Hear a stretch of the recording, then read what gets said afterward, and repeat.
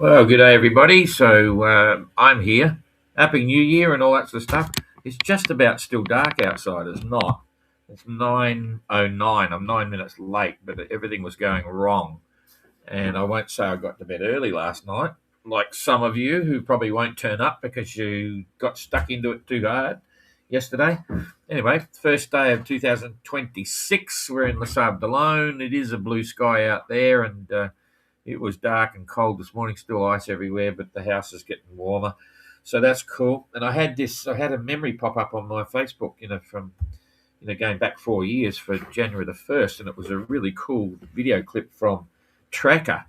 And I was trying to get that up. I couldn't download it onto the thing. I wanted to put it up at at the start when I usually run rhubarb while I'm waiting for the thousands of people to turn up and see the tracker. And I couldn't, I couldn't get it, so in the end, I decided to film it on my phone and send it to Jane, but it was taking too long to download because then I could have put that up as a memory or as a video file, but it just didn't work. I was running out of time, and then I put the date up, and then I pressed the wrong button, and everything disappeared. So that's why I'm here at 10 minutes past 9 now, and I was supposed to be here at 9. And Jane said, "Why are we doing that now? It's January the 1st." And just because if I say I'm going to be here, I'll try to be here, but I can't guarantee it all the time. And there is not a lot happening anyway, but there's some great videos there. So Jane's going to, from the entrance, all celebrating New Year's Eve. Kind of funny, they get a couple of them, especially Christian. He really wanted to stay behind at the waterfront for New Year's Eve. And I said, look, you don't want to be there at New Year's Eve because there's like 100,000, or, the guys were telling me, when we had some meetings with the waterfront about the Ocean Globe race, that they have so many people there New Year's Eve. It's crazy. And I've seen what goes on there at different times. So happy to be gone. But I said to them, it'll be a New Year's Eve to remember because you'll all be at sea. And I think they're all kind of having fun. And they'll certainly remember it, for the rest of their lives, that they had a New Year's Eve sailing in the trade winds. And the sailing conditions look fantastic. I'll read their reports, but saying some of the best sailing in the MGR. So, and I think that's because of the contrast. They sometimes forget the good times later, previously, and it's another good time, but certainly it's pretty cool. Anyway, let's get into it. I'll promise not to waffle on too much because it's just pretty simple. You're on the tracker. I'm going on the tracker, so I'm on the tracker now. I haven't zoomed it in or done anything here. Just turned it on. I'll get rid of that. Day 311, and they're really enjoying the ride at the moment. And here's why. The weather is just fantastic. They're in the most ideal position for this little South Atlantic high here. In fact, there's a couple trying to form up. So you've got one here, and then there's another one trying here. It's sort of split in the middle, but they'll join up. And very shortly, you'll see it as one big one, and the fleet is right at the perfect spot, rolling across the top, aiming for St. Helena and aiming at St. Helena and having a good time. Actually, we had a good St. Helena story. I'll tell you that in a minute. Here we go. Okay, so Kerry is currently doing 4.5, 127-mile day. Not too bad. You can see it's lightening off there. Lightening off for everyone now. This is going to be the light day before it fills in again. And that's going to be good for them. I'll put that in there. I'm slowly waking up. We've got a big day today. Working. Okay, Entrant. He's probably a little bit far down there. Get the box. 4.6 knots. And I can't see his... Oh, jeepers, we missed Josh. I've gone too big. Stop laughing, everybody. I had a very easy night last night. Right, Josh, 4.1 knots and 127-mile day. Same as Kerry. Entrant, 123-mile day. Josh is catching Entrant. Entrant slowing down, 4.6 knots. And Eric celebrating New Year's with a bottle of champagne. They all have a bottle of champagne, 4.4 knots, 116-mile day. So everyone's catching up to Eric. And Jasmine, 4.5 knots, 118-mile day, holding the same as Eric. Christian doing 5.3, 125. Now I can build it up a bit. I'm going to sneeze. Excuse me. Yeah, Christian. We got Christian. Adam doing 5.7, 130. That's pretty cool. Jacob, 5.7, 130. And Peeler, 5.1 knots at 121. So all speeding up a bit. Dan, 5.3, 123. And Renault slowly pulling away, 126, 5.2 knots. So he's got everything up again. He's got a clean bottom on the boat, and he's just going for it. No one seems to be able to catch him. So anyway, that's fair enough. Everyone's keeping him honest. So they're all, fantastic sailing. Sea State is down to nothing. They had a funny first night, very confused, but they've now got, that's probably only a metre and a bit. So perfect sailing, and it's going to last for quite a while. If we look at this now, this is what you got. Basically, there's the big hole, the centre of the high. You've got the Southern Ocean stuff down here, but they're now getting above 30. Or getting above 30 south. So that's the likely scenario for some time. Probably we'll just push it through for the next number of days, 4 days, or get a bit up there, but they'll be through that. They'll be into the stuff up here. They're out of that first week very fast. So that's all good. I probably lost you there on that one.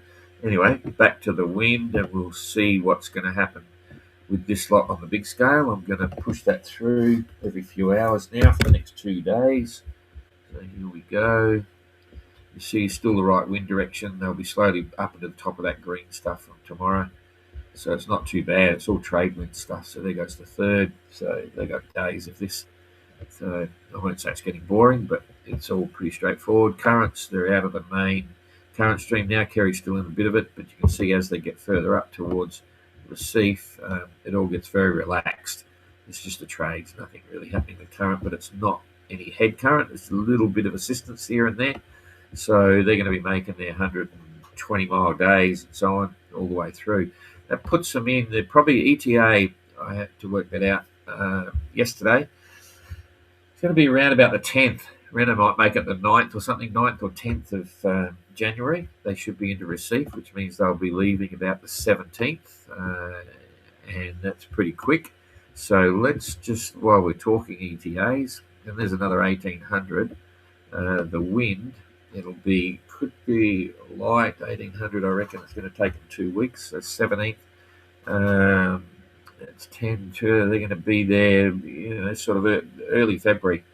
Early February they'll get in, and they're not starting until the 19th of February, so they're all going to get 2 weeks or so. The early guys might get 2 3/4 weeks there, something like that, in Recife before they take off. And then before you know it, we haven't spoken a lot about the weather going up into Antigua, but effectively here's the equator going across there. Get rid of that. I don't know if you can see that. I get these pop-ups. So here's the equator. They've got to get through the doldrums, but as we've never talked about it from here because we've never been through it, but the doldrums was an area of really confused light winds, tropical thunderstorms, highly localized weathers, storms, lightning, that whole deal. It's quite warm, all those sorts of things. But here you're not seeing the doldrums at all. This is the doldrums. This is the belt, the horse latitudes, where they'd run out of water, the square riggers, and they have to throw all the horses overboard because they couldn't keep feeding or drinking the horse water. The crew needed it. Anyway, generally it's very wide over here on the doldrums, and it thins down as it gets to the coast. So it's only a small band, but it does have an impact. So when they get through there, then their trade winds pretty much all the way. So but they could slow down. They could slow down, or they could speed up, just like we've got at the moment.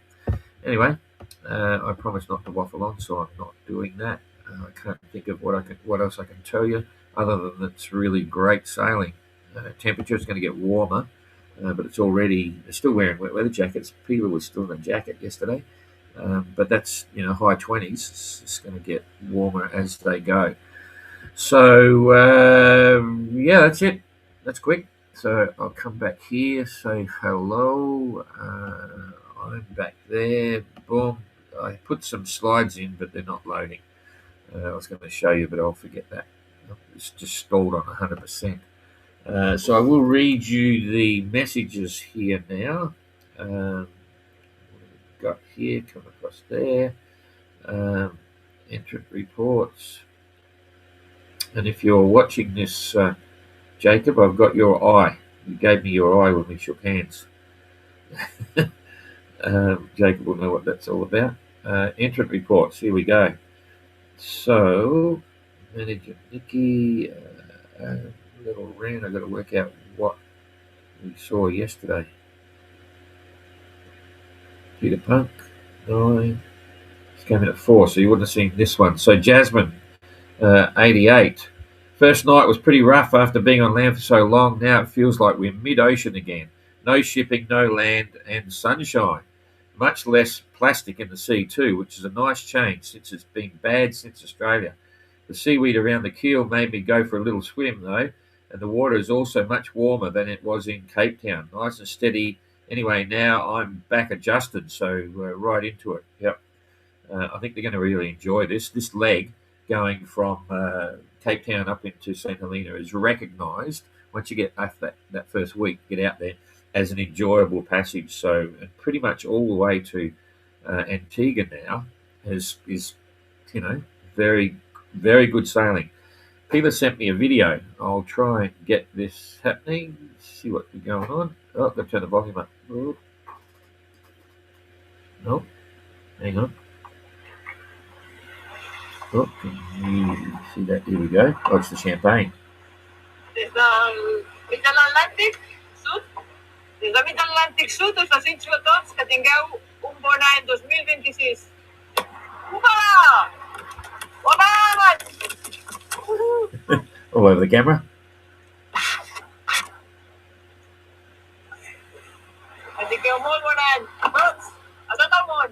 Molt bon any. Anem ple de pau, d'alegria, felicitat, concòrdia. Pau!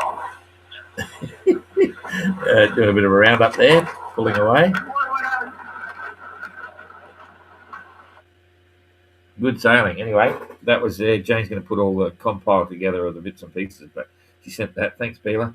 BB of Cork, Jake. BB of Cork, as Cape Town with its buzz was hard to rest and relax. I started this leg with my head in the clouds. Mix of emotions from happiness, loneliness, homesickness, enjoyment, and excitement. We started with very little wind, and as I stowed my motor right after passing the port heads, because you had no motor up, I tried to sail with that tiny puffs of wind, but thankfully I soon realised that if I don't get out the motor and out of that zone quickly, I'll be there for days. So I put my motor back. As usual, it takes about 2 to 3 days to get my sea legs back. First night was a bit rough with a regular sea and very hard to keep the course steady. Now I'm about 350 miles northwest of Cape Town and sailing fast. Weather is fantastic and the Atlantic gets bluer with every mile. Today I'd like to wish everyone all the very best in the new year. So another one, enjoying the ride. Little Ren. Adam reports that he's quickly settled into the sea routine and is currently enjoying some of the best sailing conditions of the MGR. Today he spotted a very long fish, which appears to have been a false killer whale, melon dolphin, leaping out of the water at least 10 times. That's cool. Then manager Nikki from Immortal Game, that special wife, yes, of Dan. Dan reports having adjusted to being back on the ocean after having a wonderful time on land in South Africa. Dan says the first night on board Immortal Game was elusive of sleep and a bumpy ride. Dolphins curiously lead Immortal Game, indecisive winds, then no wind at all. Leave time to watch the final episode of Stranger Things with Nikki and the ability to catch up on a much needed shut-eye. So in other words, they're doing the routine of sharing and watching television series. Strangers, I think it is, episode of Strangers Things. Okay. New Year's Eve saw new beginnings for 2026 being rung in with a bottle of South African champagne that went all over him after rolling around in the boat too long and becoming pressurised, which created a champagne flood on my shorts and in the boat like an explosion. Happy and safe New Year to all, and may 2026 bring all that you desire. Renault. Now, Renault sent me one in French, which is really simple, and Jane just translated it for me instead of my poor French. Hello, no postponement today. I still have Simon Sig stuck in my head. Happy New Year again. Simon Sig, that must be a song. It's a AI translation of what Renault was saying, which is better than I can work out. Anyway, he did a good video of sailing in the trades heading up towards St. Helena, and that was a nice one. I didn't worry about sharing it because there's so many of them for today and yesterday. Jane's going to put them together and get them up. And we'll also get an episode up, another one of the emotional interview episodes. I'm not sure whose it'll be, but it'll be there. And then we'll be back into routine, so I should see you tomorrow. Let's see, Sienna, g'day. Whoop, whoop, I'm here, good on you. Craig, g'day, happy new year to you too, all the best. Stornherger and Adrian, g'day, all the best for 26. Yeah, thanks for following, everybody. We will see you again, but it's a trade wind ride, so all very enjoyable for the troops. Fantastic. Spare a thought for everyone that's not as lucky as us. It's New Year's Eve, and I just keep thinking how lucky we all are. Every one of us is living a dream. We got somewhere warm to sleep. We got people to talk to, all that sort of stuff, and so on. So have a good 2026. We'll see you later.